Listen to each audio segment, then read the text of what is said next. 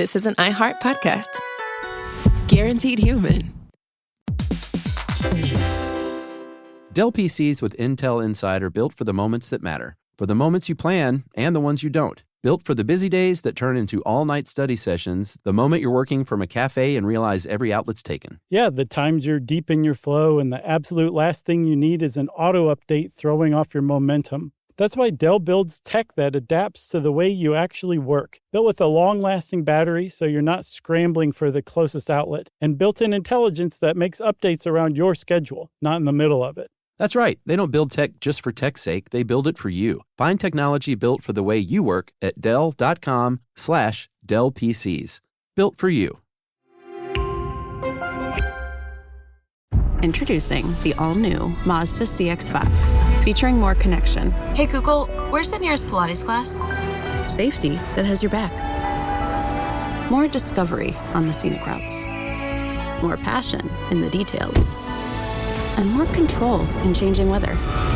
The all-new Mazda CX-5. More to move every side of you. See it in 5 films at MazdaUSA.com/5sides. Google is a trademark of Google LLC. Sequences shortened and simulated. Welcome to Stuff You Should Know from HowStuffWorks.com.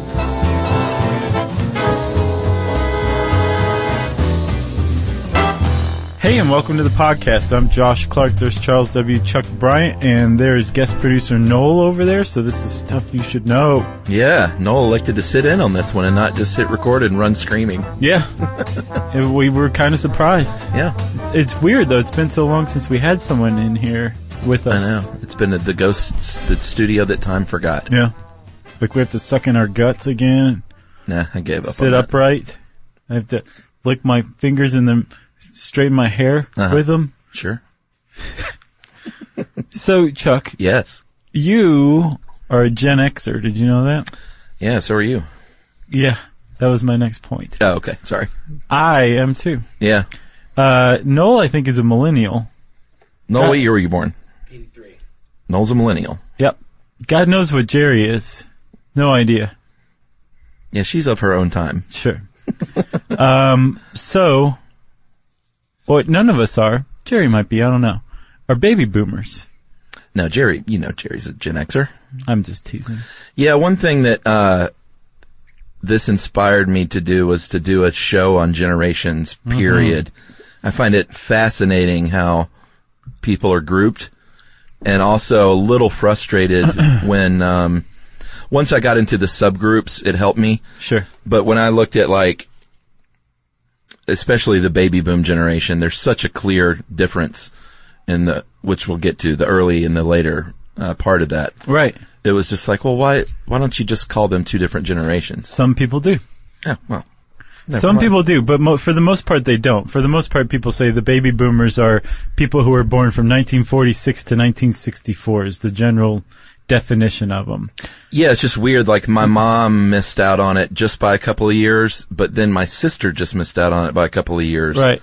So it just doesn't seem like, I know they're not the same generation, but it's not even close. It shouldn't be. No, it's not. And again, so we'll get into it a little bit more, but some people say that's just too wide of a swath. And more to the point, which this is the basis of generations, the life experience of the people on either end of that 20-year or so spectrum we're so wildly different that, yeah, they can't be in the same generation. It just doesn't make sense, because the point of a generation is that it is a group of people born around the same time who all shared some sort of major life experience, a collective life experience. Yeah, whether it's culture or ideologies. Yeah, usually an event, though, like the assassination of JFK is a big go-to for baby boomers. Yeah. That and the event was so enormous that it shaped their worldview for the rest of their lives. Yeah, like ours would be the Where's the Beef commercials. Right. Exactly. Well, we do share that, though. Oh, no, I was dead serious. Were you not? Well, I don't know if that's the identifying for millennials, especially older millennials, it would be like 9/11. Sure. Would be that. For ours, maybe Challenger. The Challenger explosion is the one I always go to. Does it always have to be a disaster? No, it's just got to be an enormous event that enough people are aware of and impacted by that it shapes who they are. So it's almost like a group of people, all about the same age, all being touched in relatively the same way at the same time, so that their worldview is changed forever by that event. So where's the beef? Yeah. Okay. Glad we agree. Yeah. So the reason there were a lot of, the deal with the baby boomers is, as you'll see, is that there are a lot of them, and birth rates rose quite a bit in 1946 and stayed that way for about 20 years. And it's interesting when you look at the reasons. The most obvious thing you can point to is just say, like, yeah, dudes came home after the war and had a lot of sex. Pretty much. Right. That has something to do with it, but this article points out something I never considered, which was sort of a convergence of that. And then not just wanting to have a lot of sex after the war, but the promise of, like, prosperity to come after the war. And, like, things are going to be great, so let's, like, go all in on the family.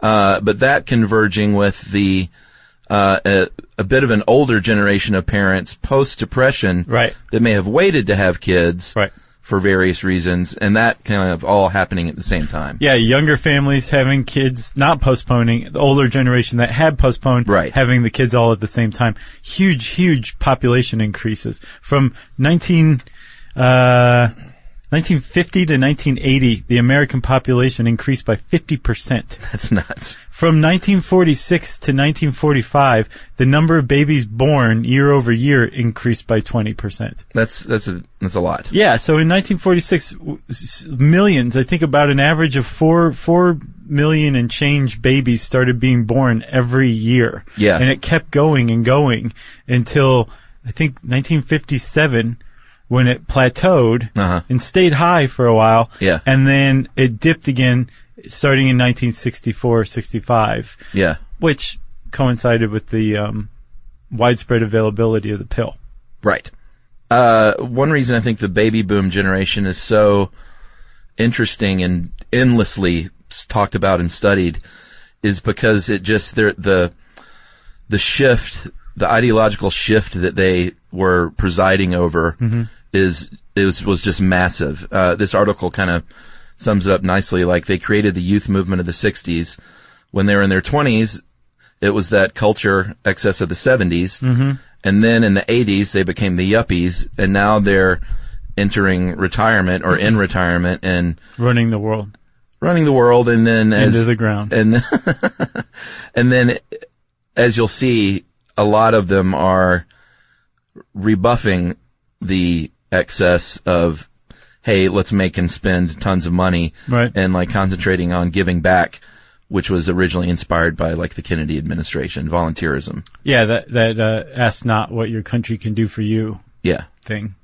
Yeah, that whole thing. Right.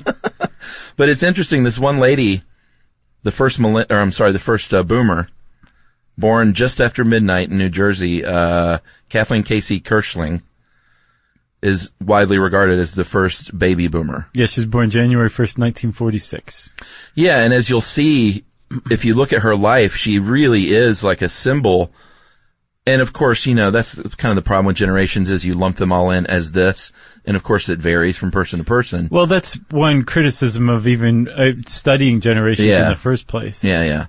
But she was married for a time, got divorced, has a self-made pension that she accrued over the years. Like, I'm going to take care of my own, retirement. Doing appearances as the world's first baby boomer. She missed out if she didn't. / bearded lady. And then, like, had a successful career as, I think, like a corporate trainer. Then in the early 90s, left corporate America and became a high school teacher for like 15 or 20 years. She basically read a book on how to be a typical baby boomer. It's interesting. And now, like, splits time between Maryland and Florida and has concentrated on volunteerism in her retirement. That's really neat. Yeah, it's like she's kind of the prototypical boomer if you want to buy into that thing. Yeah, traditional into non-traditional family structure, family life, right? Yeah. Career, took care of her own retirement, and then during retirement chose not to actually just retire, but to stay active and engaged. Yeah, that's pretty typical boomerism. Boomerism. Yeah. Should we hit people over the head with some of these stats? Yeah, I mean, they were pretty interesting. Like, I guess just because they came at a really interesting time in America's history, like the boomers started to be born at the same time as the suburbs. Yeah. The consumerism, American consumerism, all really started with the baby boom generation. Yeah, like they felt really good about spending money on themselves. They were the first children targeted by advertisers. Remember the advertising of kids that started with the boomers? Yep. Everything changed around that time, and in part because of the baby boomers. So they're probably the most studied generation in American history. Yeah, so there are more California boomers than any other state. I think Utah has the fewest amount of boomers. But they still had like 23% of their population was baby boomers. Yeah, but they're the only one that was under 25%, right? Right. What else? 12.6% of boomers never got married, which is, from their parents' generation, only 3.9% never got married. So that's a pretty big increase in shunning nuptials. I wonder what it is now. I couldn't find it. I don't know. It's just increasing, I'm sure. What, people choosing not to get married? Mm-hmm. Right, or living non-traditional, or maybe it's traditional now even. Right. Like, we're just together, we're just not married. Right. Partnerships. What else? I mean, we could read out stats all day, but that's boring. I thought you loved doing that. Nah, I'm over it. Okay. Fine. Well, there were two things that really stood out to me, though, and they go hand in hand. 40% of baby boomers expected their adult children to move back in with them. Yeah. And then 30% expect their parents to move in with them. And for some of those people, that overlaps. One of the precarious positions that some boomers find themselves in is caring for adult children and aged parents at the same time under the same roof. Yeah, and I posted something a while ago on Stuff You Should Know's Facebook page, and something about kids moving back in, and people were like, oh, what a bunch of losers. And then so many people from all over the world were like, America's like the only country that feels that way. Like, that families should leave at a certain age and not come back. And they're like, all over the world, people are like, we think it's a great thing. Family's huge. And we welcome family to live with each other into their 20s or 30s if they want to. Huh, that's bizarre. We help each other, rely on each other. Yeah, isn't it weird? Because I guess the rest of the world doesn't know. In America, when you turn 18, they have a see you in hell party. Yeah. Where you leave and, you're not allowed to come back into the house until your parents are dead. What we call that a hit the bricks party. Oh, well, Same thing. Yeah, Baptist family. That's right. Now that we're making stuff up, do you think we should take a break? Yeah, let's do some real research and come back and do this again. Okay.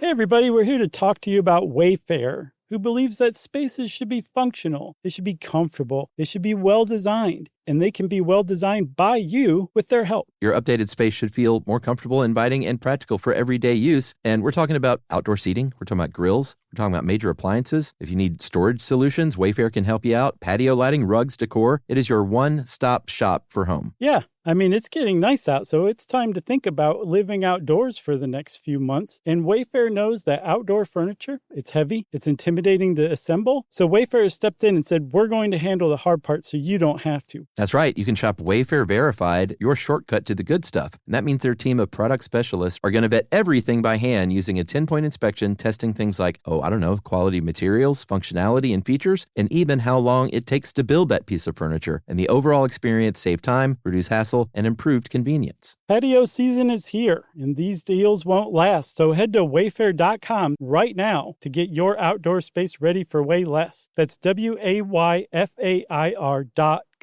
Wayfair, every style, every home.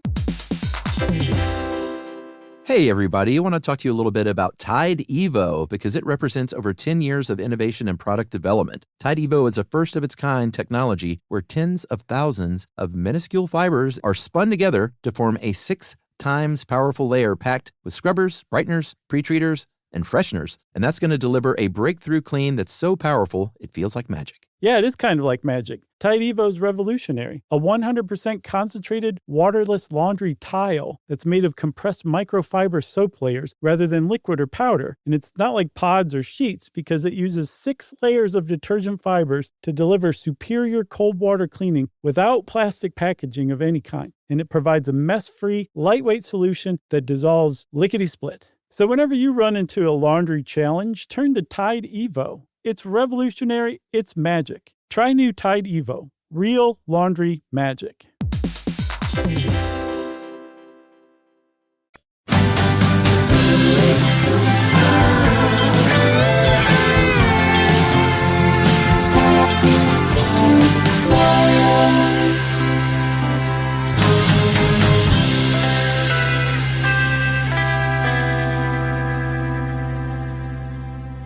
All right, Chuck, so the baby boomers were, until very, very recently, the biggest generation, population-wise, to ever hit America. And they hit America they hit us like a brick. Ton of bricks. Yeah, but millennials, they're taking over now, right? Yeah, millennials just surpassed the boomers in number, from what I understand. Yes, millennials, as of 2015... Of course, that number has grown now. 75.4 million, just edging out 74.9 million baby boomers. But here's the thing, millennials are still being born. Boomers are dying. Yeah, the boomers, actually, here was something that I just thought was amazingly interesting. The baby boomers peaked fairly recently as far as their numbers go. They peaked in 1999 at 78.8 million. Wow. Right? And our generation is going to peak next year. Ooh. So if all the signs and symptoms that you personally are dying That's right. and I'm dying weren't enough, our whole generation's now dying. Yeah. We're going to decline after next year. Yeah. I think more and more about that. About our generation peaking in 2018? No, about me dying. I know what you mean. Like, I never thought I would be that guy that, that just sort of like, that whole Woody Allen obsessed with your own death thing. Are you obsessed? No, but it's healthy to think about the fact that you're going to die. Probably so. Some people believe, including me, that genuinely accepting your own death is the key to living fully. Yeah, I agree. I think that's the struggle. Yeah. You know? Yeah. I mean, you can throw that on a t-shirt, but Sure. No, I know. Sometimes I'm like, I wonder if it just hasn't fully sunk in yet, and one day down the road I'm going to be like, I'm going to die. I think this has come more and more for me in the past 5 years, so I'll check back in with you in 5 years. Okay, do. If I'm alive. That'd be really sad. Yeah, yes it would, Chuck. It'd be sad for at least 3 people that I know, and you're one of them. Thanks, man. So I was talking earlier about the boomers that age range is too big and it needs to be split up, and turns out it has been. Generally, if you look at 1946 to 54, people will refer to that as the leading edge of the boomers, and 55 and 64 as shadow boomers or Generation Jones. Yeah, did you look into that? Yeah, I mean, the name was the first thing. I was like, well, where did that come from? And apparently there's a few different things. Either, like, they were jonesing for prosperity of, like, days to come, more so than the leading edge. Yeah, they had just as high expectations, if not higher, than the first batch, but fewer resources available to them. Yeah, it's a weird name. So they apparently were considered to be more cynical, more bitter than the first batch of baby boomers. Yeah. And then also their life experiences, again, like we were talking about earlier, are so different that it's just a different generation. Everybody's just being stubborn and wants baby boomers to be this 20-year generation rather than 10. Well, yeah, but you were talking about the life events or whatever, the binding life events. These 2 writers, Howard Schuman and Jacqueline Scott in the mid 80s kind of did a little bit of research on what they feel like is what people feel like is their defining thing from their generation. Right. And it is sharply divided. When you have the leading edge, you've got obviously, JFK, Robert Kennedy, Martin Luther King, a lot of assassinations. Right. The moonwalk, Vietnam War, civil rights movement, and then the more cynical, shadow boomers or Joneses. You're talking Nixon and Watergate, the Cold War, the oil embargo. It sort of makes sense. It's definitely those are two pretty starkly different sets of events. They are. It's like almost a different world that happened that took places along that change, along that divide. Yeah. America switched gears in large part. Oh, yeah. Agreed. And you asked earlier if it always has to be a disaster. Yeah. I mean, all of these basically are pretty glum Yeah. and gloomy. I think disaster unites, though. That's probably a big thing. That, but also I think it leads to a loss of innocence, which happens on a personal level as well. Right? Mm-hmm. That's kind of when you grow up, is when you realize, oh my God, everything isn't totally stable, and my parents can't solve every problem in the world, and there's like real strife and hardship and injustice and bleakness. Yeah. And when you realize that, suddenly say something like this president you idolize being assassinated. Yeah. It can have a real solidifying effect on your life, your outlook. Yeah, you mentioned the Challenger for us, and I'm in no way like downgrading that, but for me personally, it might have just been the way I received the news even. Mm-hmm. It wasn't like, I don't feel like it like was the big defining thing. Oh, okay. Like it was obviously a big deal, but. Did you see it happen? No, I don't think I saw it happen live, which probably is a big factor. But like Reagan being assassinated rings more in my head, at least as a memory. Mm-hmm. I'm not saying it affected me as much personally, but like when I think back, like what big thing in the childhood happened on an international stage? Like I remember where I was when Reagan was shot. Yeah. And I don't remember the Challenger as much, which is weird because it was later. Yeah. I was only like 5 when Reagan was shot. I don't have any memory of it whatsoever. Right. You didn't care. I didn't know. I was like, I didn't know what was going on. 5-year-old doesn't care. I guess not. You're playing with your G.I. Joes. That's right. But as the article points out, one thing that united all boomers was TV. Yeah. Okay. So if we're talking about how, and we should give credence or props, I guess, to the guy who came up with the concept of generations. It was a sociologist named Carl Mannheim, and he wrote The Problem of Generations back in 1923. Oh, wow. And basically said, this is a thing now. I'm Carl Mannheim. Good night. And in it, he says, like I was saying before, that a generation is held together by the shared experience that they all go through together. And up until television, I mean, you had radio, you had newspaper, you had a guy on horseback running around from town to town shouting news or whatever. But with the invention of television, like now you have this really powerful way for people to share the same thing at the same time. Yeah. Because they were getting the news in exactly the same way. Yeah. Through television, where a generation really could be solidified and defined into an actual group that had a lot in common because of this event. Well, yeah, and not just news, but just culturally, like the first generation that sat around and watched TV shows. Together, like that and music were like the two biggest things culturally. I mean, obviously you can talk about the Frisbees and hula hoops and Barbie dolls and stuff like that. Uh-huh. But, TV and music, like the birth of rock and roll. Well, yeah. And the birth of television are like the two hugest things for sure. Yeah. Elvis, the Beatles. Those were very much in the wheelhouse of the boomers. Yeah. So you've got those things. You've got the what they were, like you were saying. You got the fact that they can be shared easily by a number of far-flung people all over the country of the same age. Yeah. You got yourself a generation, buddy. Yeah, and then the final little piece there is the skepticism of that generation, I think was a really big uniting factor. Like, boomers were the people who said, don't trust anyone over 30. Yeah. And the whole Nixon, Watergate, the Vietnam War being played out every night on TV. It was like that led to like political revolution in this country, I think, because of that skepticism. Yeah, but it's interesting, rather than saying, like, their generations of parents before them, well, this is just the way things are. Yeah. Can't do much about that. Right.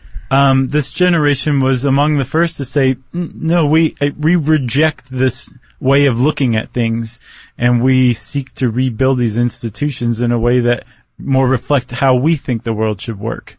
That's huge. That was a huge hallmark of the baby boomer generation. Yeah, it's weird though when you look at all this stuff, like, they were the most selfless in a lot of ways, but also the most selfish generation in a lot of ways. Oh yeah, like at the same time. That whole 80s yuppie thing? Yeah, the me generation. Sure. And the consumerism, like, was hand in hand with the birth of feminism, or maybe not birth, but at least rebirth of feminism and the civil rights movement. Like, it's really interesting that all those things, like, were wrapped up in this one generation. Well, similarly, though, too, they were also very political and then apolitical, depending on the decade. You know, like, they were members of organized student groups in the late 60s. Yeah. And then by, a decade later, they were all, like, doing coke and turning their back on politics while they were, like, disco dancing, You're like, hey, money, that's actually kind of cool if you have it. Right, yeah. They've gone through huge shifts, and sociologists have run after them, studying them the whole time. Yeah. Politically, it's sort of hard to lump the baby boomer generation politically because, and I think this could probably be said of most generations, but they're really hard to pin down. So this is an old survey, but in 2004, AARP did one that found out that baby boomers supported abortion rights and gun control, stem cell research, but they also supported the death penalty and being more conservative fiscally, and like sort of all over the map politically. What's funny is I saw, like, there's this actual sentence in this article. It's very difficult to pin boomers down as being either liberal or conservative. And I went, and typed into Google. Found immediately a 2014 Gallup poll that said, nope, 44% conservative, 21% liberal. Oh, really? Yeah. Of baby boomers? Yeah. Interesting. Self-reported on a poll. So that's, 2014. 65% total. Yeah. So the other aren't. The other rest were like, if you can remember the 60s, you weren't there. And the pollster was like, sir, I didn't ask you about the 60s. Right. That's funny. And we talked a little bit about consumerism, but that was also a really big uniting factor. This was the first generation that really went all in on saying it's okay to spend money on yourself. You don't have to feel bad about it. Those previous generations were of that Depression era were like, right. You don't just do things like that. Don't throw that safety pin away. You can fix that. Yeah. It's not broken. A penny saved is a penny earned, whereas the boomers were like, a penny saved is one you could be spending on something cool. Right. What's interesting is that it's come back again. Like, that level of thriftiness we're in the midst of right now. You think? I didn't live through the Depression. True. Yes. But compared to even 10, 15 years ago, pre-recession mentality, what we're in right now is definitely thriftier. Interesting. Yeah. And, same thing though. Great Depression, Great Recession. Yeah. Has a tendency to bring out the thriftiness in people. We were talking about politics though too. So the first baby boomer president was Bill Clinton. Yeah, Billy. And then George W. was the second baby boomer president. Uh-huh. And then it went to Generation Jones with Obama. Right. Yeah. He was the first Joneser. But baby boomer. Yeah, but really Generation Jones. Okay. Really. So Billy and George were in the leading edge. Yeah, they were both born in 1946. Okay. Obama's Generation Jones, and then the next guy is, he was born in 1946 as well. So it went back to baby boom after Obama. Oh, interesting. And this, well, I don't know. You never know what's going to happen in 2020, but you would think that not even just the presidency, but in all of politics, that they will be phased out with time. But I wonder if there will be another president from that generation. I don't know. Although Joe Biden just said don't count him out for 2020, and he'll be 80 then. Really? Yeah. He's got a lot of vim and vigor, though. He does, but boy, 80. I mean, not to knock any 80-year-old listeners out there. Well, Bernie was 81. I think he would have been just fine. Yeah, that's true. 80's the new 60. Well, I hope so. All right, let's take a break and maybe continue with this afterward, huh? I think we should. All right. We got to finish. Let's do it.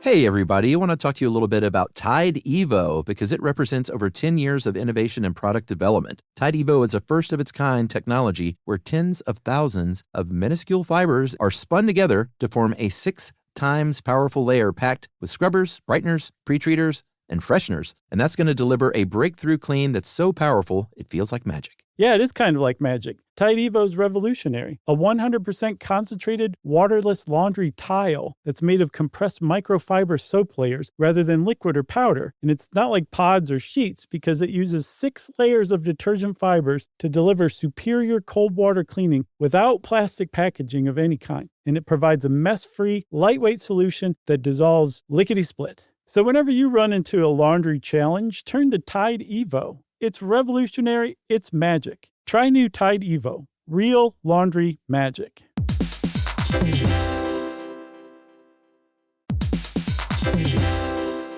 Dell PCs with Intel Inside are built for the moments that matter, for the moments you plan and the ones you don't. Built for the busy days that turn into all-night study sessions, the moment you're working from a cafe and realize every outlet's taken. Yeah, the times you're deep in your flow and the absolute last thing you need is an auto update throwing off your momentum. That's why Dell builds tech that adapts to the way you actually work. Built with a long-lasting battery so you're not scrambling for the closest outlet, and built-in intelligence that makes updates around your schedule, not in the middle of it. That's right. They don't build tech just for tech's sake. They build it for you. Find technology built for the way you work at Dell.com/Dell PCs. Built for you.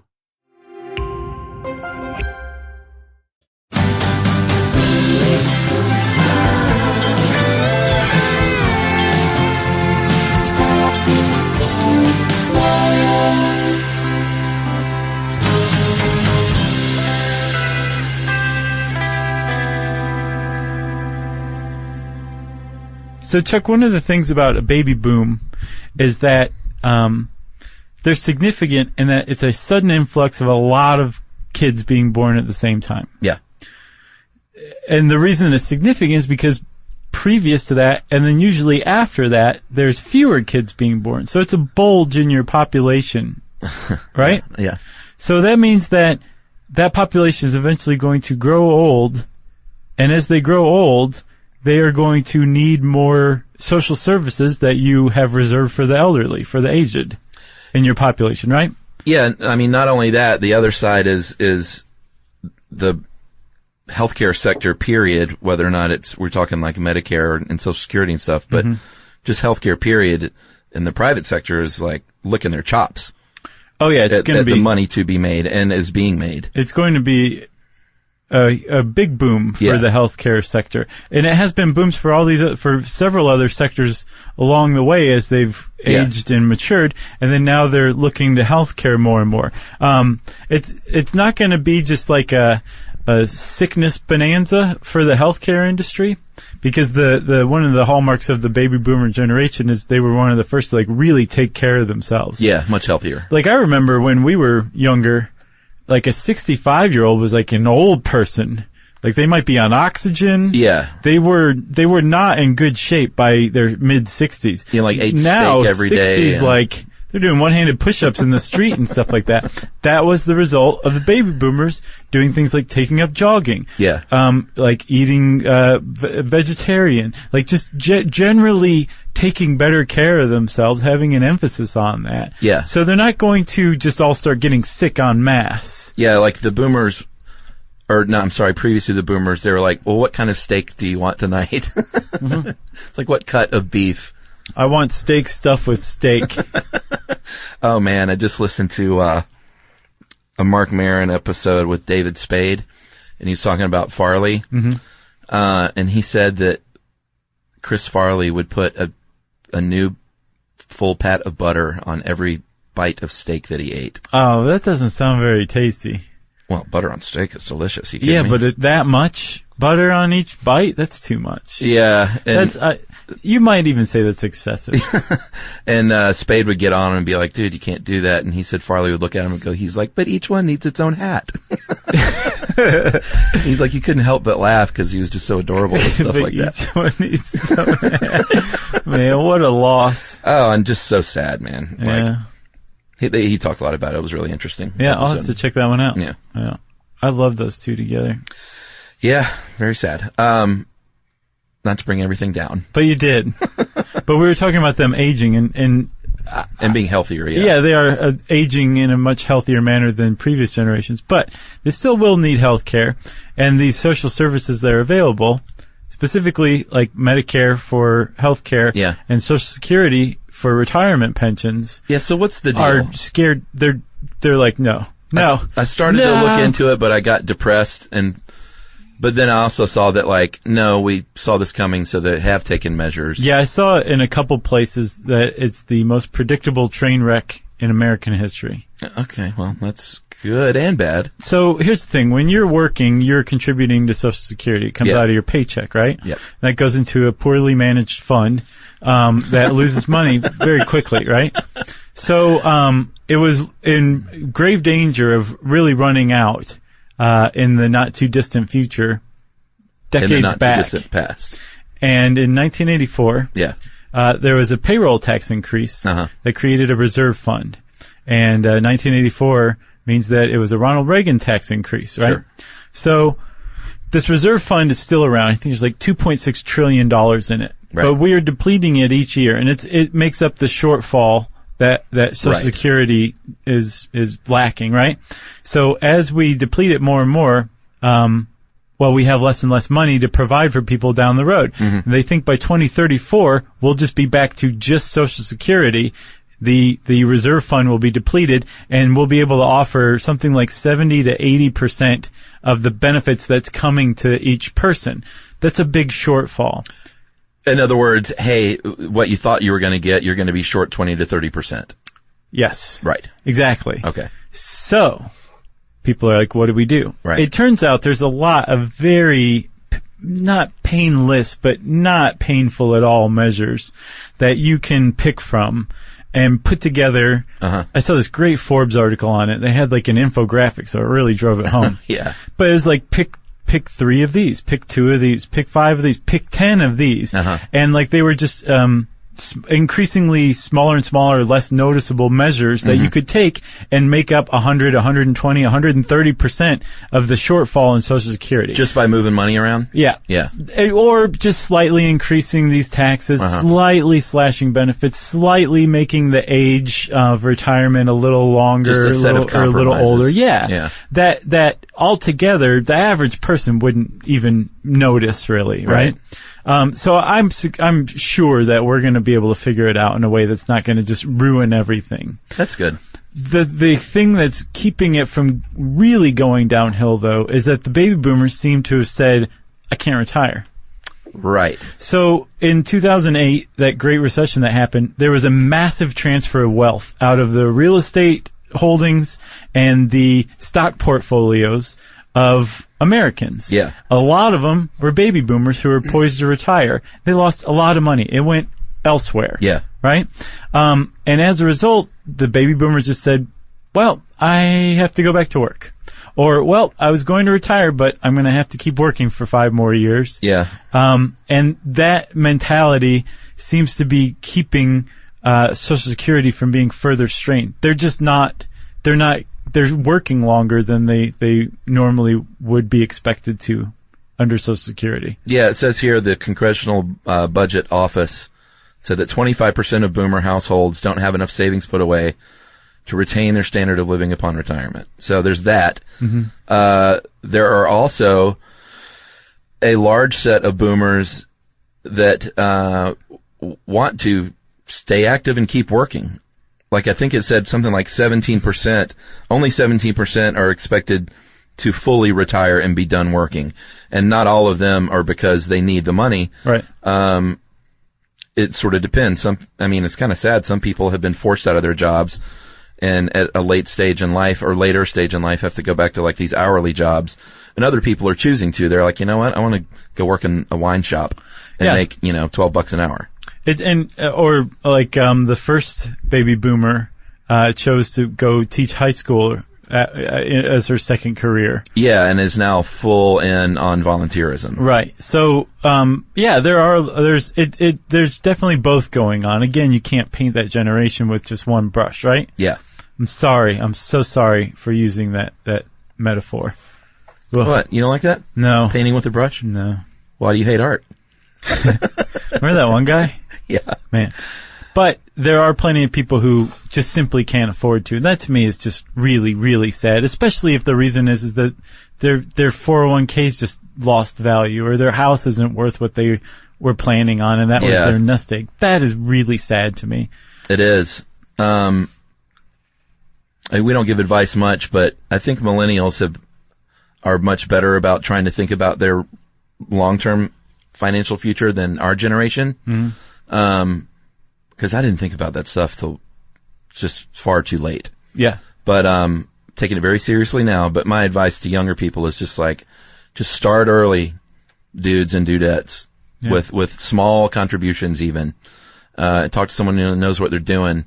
Who knows what's going to happen? Like, don't depend on Social Security. Like, take care of yourself. Yeah, oh yeah. With safe investments and, not be like, yeah, dude, I got it covered. My brother's going to open up some pay lots. I'm going all in on his parking lots. I think that might work out, but try some nice safe investments, long-term stuff. Well, diversify. Yeah. Don't put all your eggs in one basket. Or in that pay lot. Right, exactly. Which now it just occurred to me that was the Fargo. That's what he wanted the money for. Oh, is that what it was? Yeah, he wanted to buy some parking lots. Yeah. A real rich deal, Stan. Yeah. Man, what a good movie. So I know you're off of stats these days, but I have some that I feel are worth sharing. Okay. I'm just going to go sit outside. I got these from the Motley Fool, and they're depressing. So 59% of baby boomers expect to rely heavily on Social Security. 59? That's up from 43% in 2014. So more are counting on that now? Yeah. I would thought that would go down. No, things are not going well right now. 45% have no retirement savings. Wow. None anymore. They may have had it before. They don't have it now. They never saved whatever. That's up from 20% who said that in 2014. Wow. So things are tanking for the baby boomers right now. 26% expect to wait until 70 to retire. 30% stopped adding to the retirement assets in 2016. Yeah. 16% had taken premature withdrawals. 44% were in debt, with a median debt of $24,500. Man. Yeah. This is not how we should care for our aged population. No. It's not. And then you couple the fact with, that's great. You're going to expect to rely heavily on Social Security. You're going to be disappointed. But do you just go ahead and report that to any guy who asks you with the poll? Yeah. The other big misconception is that the boomers work harder than the millennials or Gen Xers. Their Protestant work ethic that they're famous for. And you found this cool thing. This guy at Wayne State, Keith Zabel, he examined 77 studies comprising 105 distinct measurements of work ethic, and he basically said, that's all just a bunch of junk that you read in Salon or Slate. He's like, if you look at the numbers and the stats, there is no difference in work ethic between the generations. Yeah. Which is interesting. It is interesting. And it feels right. It just feels like just something that some editor wants to write about and assigns it. Like, that's a hot topic. Well, apparently that's a big, human resource thing, too, is figuring out how to structure a corporation to squeeze the most out of each of the generations of working there. And this guy's saying, don't even bother. They all work the same. Yeah. Although they did say that, that baby boomers tend to thrive more in, Well, they subscribe to organizational structure more. Yeah. So hierarchies, whereas like millennials and Generation X are more like, let's do some more work from home. Yeah. How about that? Or how about a big, huge, cavernous office with no walls? Right. We're all the same. And can we get some butter for our steak around here? How about a standing desk? You know why? Because sitting is for chumps and Gen Xers. You remember that whole period? What do you mean? Here in our own office? Yeah. Yeah, they're... Oh, yeah, some people still do that. The weirdos. Yeah, but I've also seen more stools in here than ever before. Oh, I see what you Tall mean. stools, sitting stools. I see. What else? Apparently the boomers are really the first big generation to robustly opt for cremation upon death and not have this morose, open casket, traditional sad funeral, and be more like, I want to die as I lived, with verve and vigor, and let's have a party, man. Scatter my ashes on the White House lawn. Yeah. How much does it cost to hire Gallagher? I wonder. Probably not that much these days. I'll bet he still tours too. Oh, I'm sure he does. I bet he's got his own place in Branson. He's a little too hip for Branson. Right between Yakov and Engelbert Humperdinck. Yeah. You got anything else? I don't think so. Oh, well, I did think it was interesting, the big suburban boom that came with the millennials, or with the, I keep saying that, I don't know why. I'm like skipping Gen X altogether. Well, that's the curse of our generation. The big suburban boom, with the boomers, they, in the 1950s, you know, all these, it became cheaper basically to move outside the city in a tiny apartment and like buy an actual home with a backyard. And that's when the suburbs really boomed. And apparently it had quite a deleterious effect on women. The women who moved to the suburbs, they were sort of in a weird way taught like, hey, go back to that thing where you don't want to work. You want to just be a mom out in the suburbs and raise your kids. Yeah. Like that's the thing to do. I've seen Revolutionary Road. I know what you're talking about. Depressing movie. Oh my God. But apparently it generated that dissatisfaction is what led to the women's rights movement. Like that dissatisfaction turned it into feminism of the 60s. Right. Because, I mean, there were plenty of women's rights movements before, like with suffrage and, with suffrage. Yeah. This revived it big time. Just living in the suburbs it had such a crushing effect on women living in the suburbs, isolated from the city. Yeah. From other people, from social networks, and living in this place where they were expected to just basically raise kids and keep the houses clean. Yeah. It's pretty neat how things like produce like equal and opposite reactions, you know? Yeah. This lady, Betty Friedan, in 1963 in her book, The Feminine Mystique, said that the suburbs were burying women alive. And that's a very harsh way to put it, but it certainly drives it home. Oh, yeah. Yeah, I find that interesting. We need to do a feminism one sometime. I do have one more on baby boomers smoking grass. Okay. Apparently they like it. It was one of the 3 things you could give for a ride. Yeah. Gas and one other one. Uh-huh. That's still, to me, one of the all-time great bumper stickers. It is. It's just so good. This man, Benjamin Hahn, he's a doctor, geriatrician, and health services researcher at the Center for Drug Use. And he led a study called The Demographic Trends Among Older Cannabis Users in the United States, 2006 to 2013. It's kind of wordy. But he evaluated close to 50,000 adults 50 and older and found that 71% increase in marijuana use among adults age 50 and older between 2006 and 2013. Which makes sense. These hippies getting older. Right. And it says here that they didn't start, like they just kept smoking grass. Right. They just aged into another age group. Yeah, they're not new users, but that fell off a lot after 65, a significantly lower prevalence of use, but still 2.5 times higher over that 8-year period. Huh. So, yeah, it's pretty interesting. I've seen the same thing with STDs as well. There's higher rates of STDs among older populations than before. And again, it's because the baby boomers are aging into these new age brackets. Yeah. Bringing all of their vices with them. Yeah, my friend, well, I won't say any names, but I have a friend, and his wife has, her family in South Carolina has an island. Just one of these little coastal, it's not like an island like you would think. It is an island, but it's not some big, huge thing. It's just a small, area of land on the waterways there. Get an island. On the Outer Banks. Gotcha. Yeah, but I mean, you got to see the place. It's land, but it's surrounded by water on all sides. No, but when you think someone owns an island, you think of this big thing with houses everywhere and palm trees. Well, the Outer Banks is just tons of little islands. Tons right? of little islands. Yeah. So they own one of them. Right. And they have a little retreat there, which is basically, a cabin with 8 bunk beds and then this huge just picnic area, a covered picnic area. And they have this retreat every year, a couple of times a year, and I've been on it.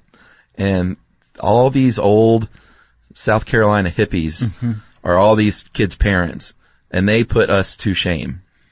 Do they all get naked? They like getting naked, that age group. It was too cold to get naked, but they we were in bed before they were. They were up again the next morning before we were. And I remember literally waking up hungover and walking out to the fire, and there was 7 60-year-olds with 3 joints being passed around between them. Oh my gosh. At 9 in the morning. Did you leave? And everybody else was asleep, and I was just what world have I stepped into here? And these are the boomers. These are these cool old hippies. Yeah, Martin Mull. Still fighting the power, Yeah. Martin Mull. Yeah, it was interesting. They're a fun group, I gotta say. Still fighting the power. Yeah. On a private island in South Carolina. Pretty much. Well, we could probably sit here and talk smack about baby boomers for a year or more. I love them. Yeah, they're great. But we're going to stop, right? Okay, so if you want to know more about baby boomers, well, stop a baby boomer in a grocery store and ask them about what it's like to be a baby boomer. And since I said that, it's time for listener mail. I'm going to call this English sayings of sorts. Hey guys, love the show. Enjoy the way you have a go at pronouncing things. You seem to enjoy being corrected on these, so hold on tight. I was listening to the podcast on flea circuses, and you mentioned Hertfordshire, England. A couple of pointers. Hertfordshire is pronounced Hertfordshire. Oh, we were way off. I admit it. It isn't spelled H-A-R-T, but then that is just the English language for you. The legendary "och" that has many sounds like tough, cough, though, through. It can be a royal pain in the butt for everyone learning English, but it must be a nightmare to learn English at a later age. Oh, yeah. My free tip for you is that if you ever have to discuss a place called Loughborough in Leicestershire, it's pronounced Loughborough in Leicestershire. Okay. Got it? Cambridge is not on Hertfordshire. It's in Cambridgeshire. That's a bit like saying Boston, New Hampshire. Close, but no cigar. So I guess we messed that one up, too. No. That guy got it wrong. I was saying it's spelled like Hertfordshire, so I'm sure it's pronounced Cambridge. Oh. He wasn't listening. He didn't get the joke. No. Gotcha. It was a little esoteric. It was a little American. Anyway, guys, love the podcast. I'm currently going through your back catalog, which he spelled with a G-U-E. And it whiles away the boring drive to work each day across Cambridgeshire. Our differences are so vast. Yeah. How will we all ever get along? That's Ian Rose. Thanks, Ian. Or Ian Rose. Or Ian Rose. Rose, there you go. If you want to get in touch with us like Ian or Ian did, you can tweet to us at SYSK Podcast. You can join us on Facebook.com/StuffYouShouldKnow. You can send us an email to StuffPodcast@HowStuffWorks.com. And as always, join us at our home on the web, StuffYouShouldKnow.com.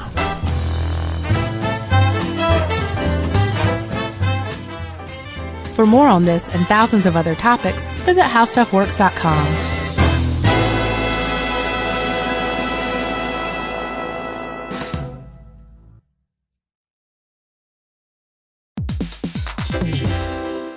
Every parent should know the Car Ride soundtrack. Are we there yet? How much longer? I'm bored. Well, if you're taking an extensive car ride anywhere and you've downloaded the Lingo Kids app prior to leaving the house, you may experience something strange, right, Chuck? That's right. You may experience silence from the back seat. Your kid may go an entire car ride without asking once if they were there yet. How about that? And by chance of miracle, they may even ask if you could drive longer. Yeah, that's the magic in Lingo Kids. Over 4,000 interactive games, songs, and shows, including their favorite Disney characters. It turns the longest drives into the easiest ones, and honestly, you won't understand why you didn't download it sooner. That's right. Lingo Kids is the #1 entertainment platform for young kids, and it's free to download. Or go Plus with the Lingo Kids subscription and unlock even more content your kids won't be able to get enough of. You can save up to 60% on the yearly plan. Just search Lingo Kids in the App Store or Google Play. Lingo Kids, everything kids love.